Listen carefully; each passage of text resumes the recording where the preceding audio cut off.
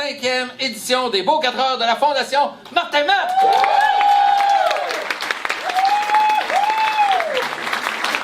On fête nos 5 ans cette année.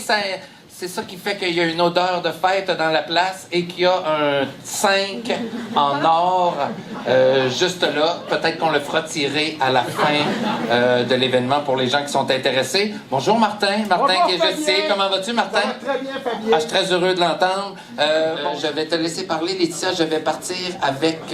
Non, est-ce que je laisse le micro? Le micro. Okay, c'est à mon tour, là. Bon. Merci, Fabien. Hein? Merci à travers la province, que ce soit par des ateliers de travail, des accompagnements individuels à des activités spécifiques pour ces personnes-là, des camps de jour, des camps de vacances. Ça permet aux familles qui gardent avec eux ces personnes d'avoir un moment de pause, puis ça permet aux bénéficiaires de briser l'isolement, de partager des moments avec des gens qui ont une réalité similaire à la leur, puis de s'épanouir. Cette situation m'a aussi obligée à faire des choix déchirants dans ma vie personnelle. En résumé, disons que ma vie n'a pas toujours été un jardin de roses. En fait, ma plus grande douleur, c'était mon sentiment d'impuissance face à lui. J'aurais préféré que l'accident arrive à moi. Christian m'a dit à un moment donné, si jamais tu as un accident comme moi, je vais te murmurer à l'oreille, je t'adore. Il dit, je vais te débrancher, pour pas que tu connaisses le calvaire que moi je connais. Alors ça vous donne un peu l'état d'esprit et la souffrance qui l'habitait. Et c'est suite à cette grande souffrance familiale qu'est née la Fondation Martin Matt. Merci Martin pour ton implication et ta grande générosité. Les années ont passé, ça fait 33 ans. Christian, maintenant, sont chez lui. La Fondation sème des petites fleurs ici et là, et on va se réveiller avec un immense jardin. À chacun d'entre vous qui êtes ici aujourd'hui, votre implication, votre générosité, vous contribuez à aider de nombreuses familles. Alors, je vous remercie d'être ici aujourd'hui pour nous, mais surtout d'être ici pour eux. Quand tu es dans le sport de haut niveau, tu es au courant que... Puis je connais beaucoup de monde qui ont des bonnes commotions cérébrales et plusieurs. Donc, je sais c'est quoi le trouble d'essayer de revenir de ça. En fait, tu reviens jamais à 100%, c'est ça l'affaire. Puis, sais-tu quoi, des fois, c'est des petites chutes qui sont vraiment bêtes.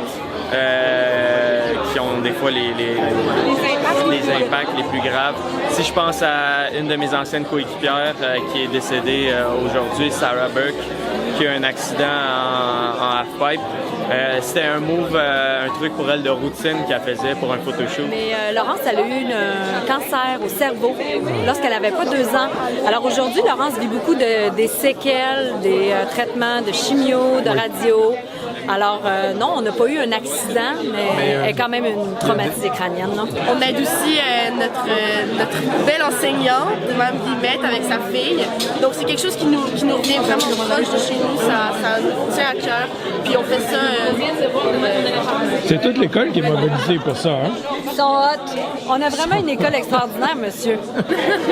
OK, ben on aime vraiment ça parce que c'est non seulement genre un vraiment beau moyen d'aider justement les gens avec un traumatisme crânien, mais aussi parce que c'est un événement vraiment agréable, on s'amuse, puis c'est vraiment le fun à chaque année. Cette année, c'est Corias qui fait le spectacle extérieur.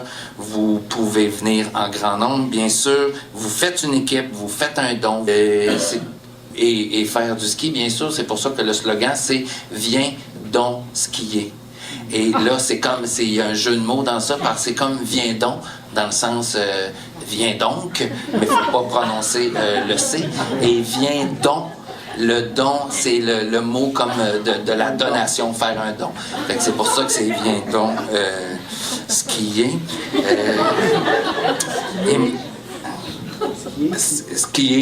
Skier dans le sens de faire du ski. On est 19 au PSNM. Comment? 19 équipes. 19 équipes? Ouais. Puis, Ben, moi, pour mon expérience, je trouve que c'est vraiment comme un environnement accueillant, chaleureux. On veut pas, on aide une cause aussi, mais on va tous arriver là avec le sourire. Puis Je trouve ça très beau, cette mobilisation adolescente de jeunes qui déjà s'impliquent, qui donnent la leçon aussi à des gens un peu plus vieux qu'eux qui, des fois, pensent qu'on peut plus rien changer. Il y a encore des choses à changer, il y a encore du mieux à donner et voir la jeunesse s'impliquer avec nous, je trouve ça très, très beau. Vraiment, merci d'être là. Ils ont déjà 19 équipes de fait. C'est extraordinaire. Mais on a 2 équipes en attente d'enseignants et de membres du personnel de l'école. Vous êtes en train de motiver à participer? Ah oui, absolument. 61 équipes d'inscrites. Parmi ça, ben oui, les 19. Pensez-vous en avoir plus? Pensez-vous à Saint-Nom-de-Marie? Oui, en plus. C'est la 3e année qu'ils sont là. Alors, merci. Oui, on a... Pardon? 7 chez LG2. 7 équipes chez LG2. Ça, je ne l'avais pas, Fabien. Ah. Merci de m'assister. On fait vraiment une belle équipe, les deux. Et j'aimerais, on parlait des ambassadeurs, c'est vraiment précieux. Oui, Michael Kingsbury qui est là, qui est champion du monde de ski, qui a à peu près tout gagné depuis, je sais pas combien de temps, ça va faire 2 ans, 3 ans que tu es champion du monde, je ne sais pas. Combien de temps? 8 ans?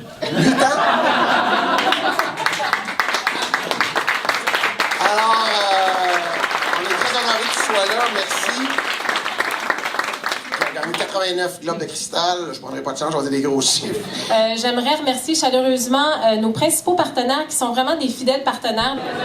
Nous, on a pris la décision en entreprise il y a 5 ans d'épauler une cause dans laquelle on croyait, la cause qui nous tient à cœur, qui nous est très importante et dans laquelle on est convaincu et on veut contribuer au build-up de la patente, d'en faire un événement de plus en plus grand et c'est très, très, très le fun de voir que la 5e année, puis c'est ce qui se produit. Alors là, on va continuer, puis il n'y a pas de question d'objectif, de but ultime, c'est qu'on se doit de perpétuer ça. Et le côté festif, là, pour l'avoir été depuis la première édition, on a toujours été participants depuis la première édition, c'est vraiment ce qu'on retient de cet événement-là. C'est un gros côté festif. Il y a comme une ambiance qui est nulle part ailleurs dans les autres événements. Bien, merci de nous le dire, parce que c'est ce que nous, on veut créer, c'est ce qu'on veut apporter. Puis c'est l'expérience qu'on a dans l'industrie, c'est que c'est ça qui va faire en sorte que les gens vont revenir, ils vont s'amuser. Millions d'avancées, c'est vraiment merveilleux. Ma mère disait qu'il n'y avait pas de résidence pour les victimes de traumatisme crânien quand mon frère a eu son accident. C'est vrai. Oui, on avait un cabanon, mais c'était froid l'hiver pour mon frère. Alors, oui, c'est qu'il n'y avait pas de ressources. Évidemment, mon frère et ma mère en ont parlé, ça a été très, très difficile. Il a fait 19 maisons d'accueil en 20 ans, donc il revenait à la maison, il repartait dans une résidence, il revenait depuis 10 ans, qui est à la fondation, qui est à la maison Martin-Matt, la première qu'on a ouverte, qui est une de mes grandes fiertés. Et je le dis quand même parce qu'il y a toujours des gens qui réussissent à trouver du négatif dans des belles choses. Il y avait eu des articles qui étaient sortis que mon frère était privilégié parce qu'il était à la maison, qu'il y avait des avantages parce que c'était mon frère. À la maison Martin-Matt, il y a 15 résidents.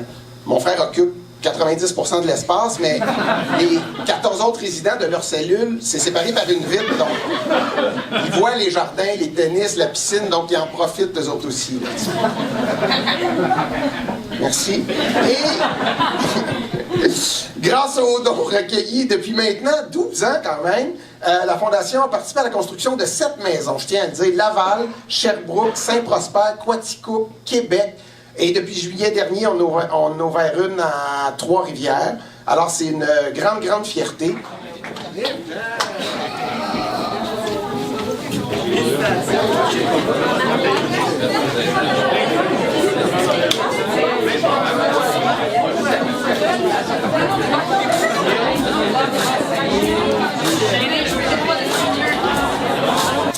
Je vais maintenant céder la parole à une femme de cœur qui s'implique auprès de la Fondation depuis les tout débuts. Il s'agit de la maman de Martin, aussi membre du conseil d'administration depuis les tout débuts de la Fondation. Elle va venir vous parler de ce qu'elle a vécu suite à l'accident de son garçon Christian. Alors, je vous demande d'accueillir chaleureusement Nicole Desjardins.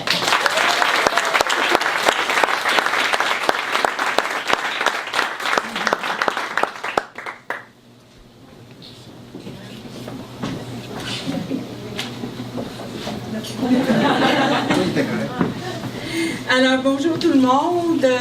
Bien oui, je suis la mère de Brigitte, Christian et Martin.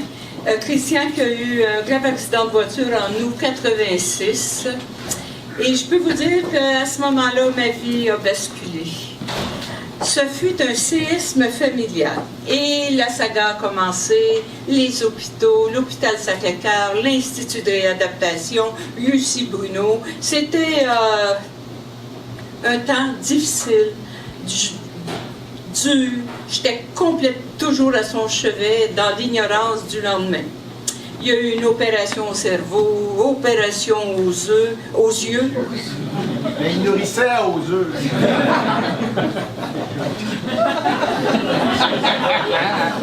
Alors, une opération aux yeux. Et finalement, c'était une période qui n'en finissait plus. Je pense que personne ne peut s'imaginer ce que c'est la vie d'une personne traumatisée crânienne et ce que c'est aussi pour sa famille et son entourage.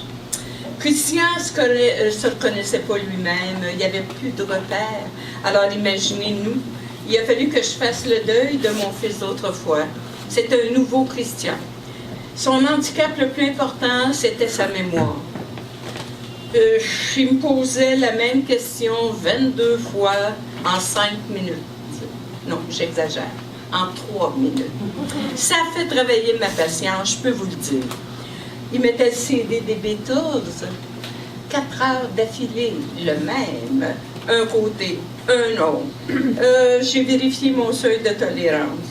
Un soir, vers 17h, ça sonne à la porte, j'ouvre, il y a 3 personnes, bouteille de vin à la main, grand sourire, ils s'en venaient souper. Christian les avait invités sans m'en parler. Alors, c'est là que je me suis dit, ça doit être ça, hein? Vivre le moment présent. Alors,